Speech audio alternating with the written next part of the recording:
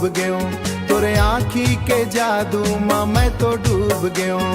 गाँव के गली माँ तोर नाव गूंजे, गाँव के गली माँ तोर नाव गूंजे, दिल मोर हर पल तोला ही खोजे, दिल मोर हर पल तोला ही खोजे।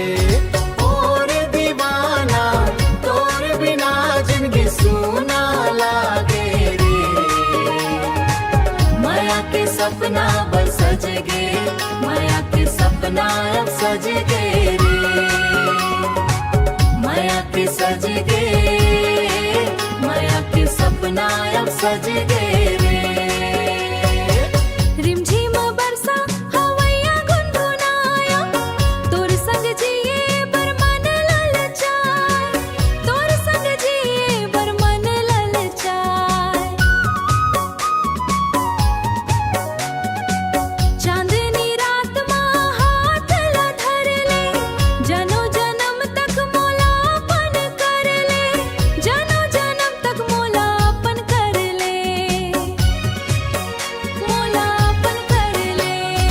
और दीवाना तोर बिना जिंदगी सूना लागे रे,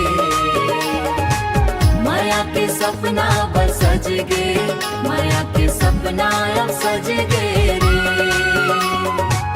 माया के सज गे, माया के सपना अब सज गे रे।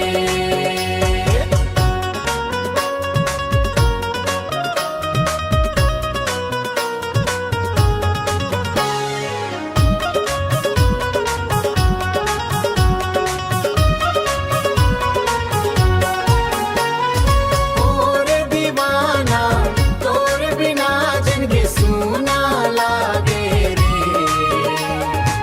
माया के सपना बस सज गे, माया के सपना अब सज गे रे,